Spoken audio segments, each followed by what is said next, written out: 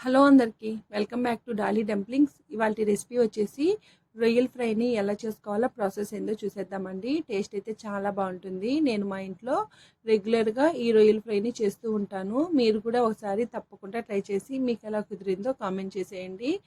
ఇప్పుడు ప్రాసెస్ చూసేద్దాము. దీనికోసం ముందుగా నేను ఇక్కడ 1 కేజీ రొయ్యల్ని తీసుకొని శుభ్రంగా క్లీన్ చేసి తీసుకున్నానండి. రొయ్యల్ని మీరు బాగా జాగ్రత్తగా క్లీన్ చేసుకోవాలి, లేదంటే ఇసుక ఎక్కువ ఉండే ఛాన్సెస్ ఉంటుంది.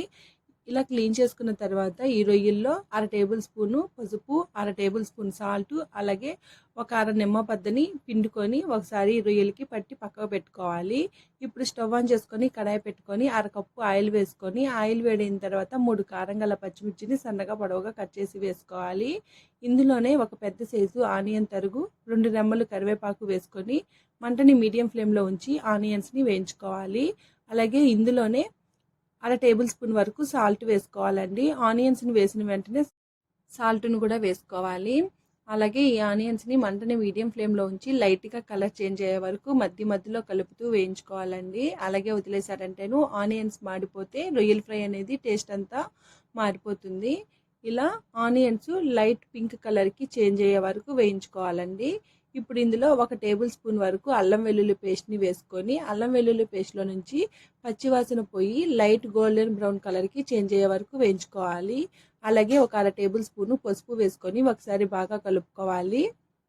ఇలా బాగా కలుపుకున్న తర్వాత ఇందులో మనం ముందుగా కలిపి ఉంచుకున్న రొయ్యల్ని వేసుకొని మంటని మీడియం ఫ్లేమ్లో ఉంచి ఈ రొయ్యల్ని మధ్యలో కలుపుతూ ఉడికించుకోవాలండి. ఈ రొయ్యల్ని ఉడికించుకునేటప్పుడు వాటర్ ఏమీ యాడ్ చేయాల్సిన అవసరం లేదండి. రొయ్యల్లో ఉండే వాటరే ఉడికే కొద్దీ బయటకు వస్తాయి.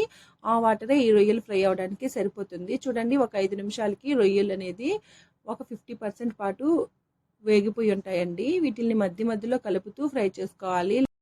ఈ రొయ్యల్లో ఉండే వాటర్ అంతా ఇంకిపోయే వరకు మధ్యలో కలుపుతూ ఉడికించుకోవాలండి. ఇలా రొయ్యల్ని డైరెక్ట్గా మసాలాలో వేసి ఉడికించుకోవడం వల్ల కర్రీకి మంచి టేస్ట్ వస్తుంది. ఇప్పుడు మూత పెట్టుకొని మంటని మీడియం ఫ్లేమ్లో ఉంచి ఒక 5 నిమిషాలు ఉడికించుకోవాలి. 5 నిమిషాల తర్వాత మూత తీసి ఒకసారి మళ్ళీ బాగా మిక్స్ చేసుకోవాలండి. ఇలా కలుపుకున్న తర్వాత వాటరు 80% పాటు ఇంకిపోయిన తర్వాత ఇందులో ఒక పెద్ద టమోటాని మెత్తగా పేస్ట్ చేసుకొని వేసుకోవాలి. ఇలా వేసుకోవడం వల్ల కర్రీకి మంచి టేస్ట్ వస్తుందండి. అలాగే లైట్గా పులుపు అనేది రొయ్యలకి పడుతుందండి. ఇలాగా ఈ వాటర్ అంతా ఇంకిపోయే వరకు మంటని మీడియం ఫ్లేమ్లో ఉంచి మధ్యలో కలుపుతూ ఈ రొయ్యల్ని ఫ్రై చేసుకోవాలి. ఇప్పుడు ఇందులో 1 టేబుల్ స్పూను ధనియాల పొడి, అలాగే 1 టేబుల్ స్పూను కారం వేసుకొని ఒకసారి బాగా మిక్స్ చేసుకోవాలి. చూడండి, ఇక్కడ ఇంకొంచెం వాటర్ ఉంది కదా, ఈ వాటర్ కూడా ఇంకిపోయే వరకు మధ్యలో కలుపుతూ వేయించుకోవాలి. ఇప్పుడు ఇందులో సాల్ట్ సరిపోయిందో లేదో చెక్ చేసుకొని సాల్ట్ని అడ్జస్ట్ చేసుకోండి.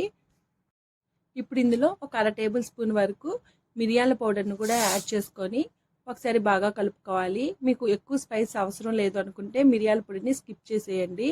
అలాగే ఇందులో 1 టేబుల్ స్పూన్ వరకు గరం మసాలాని యాడ్ చేసుకొని ఒకసారి బాగా మిక్స్ చేసుకోవాలి. చూడండి, ఇక్కడ రొయ్యల ఫ్రై అనేది రెడీ అయిపోయింది. మీకు అన్నంలో కలుపుకోవాలనుకుంటే ఈ కన్సిస్టెన్సీ సరిపోతుందండి. మీకు మరీ డీప్ రోస్ట్ కావాలనుకుంటే మరో 2-3 నిమిషాల పాటు మధ్యలో కలుపుకుంటూ ఫ్రై చేసుకోండి. ఇప్పుడు ఇందులో సన్నగా కట్ చేసుకున్న కొత్తిమీరని స్ప్రింకిల్ చేసుకొని ఒకసారి బాగా మిక్స్ చేసుకోవాలి. అంతేనండి, ఇంకా స్టవ్ ఆఫ్ చేసుకొని దీన్ని వేడివేడిగా సర్వ్ చేసుకోవడమే. టేస్ట్ అయితే చాలా బాగుంటుందండి. మీరు కూడా ఒకసారి తప్పకుండా ట్రై చేసేయండి. చూసారు కదా రొయ్యల ఫ్రైని ఎలా చేసుకోవాలో ప్రాసెస్ ఏందో. ఈ వీడియో మీకు నచ్చితే లైక్ చేయండి, షేర్ చేయండి, కామెంట్ చేసేయండి. అలాగే మరిన్ని రెసిపీస్ కోసం మన ఛానల్ని సబ్స్క్రైబ్ చేసుకొని నోటిఫికేషన్ సింబల్ని ఆన్ చేయండి. Thank you for watching.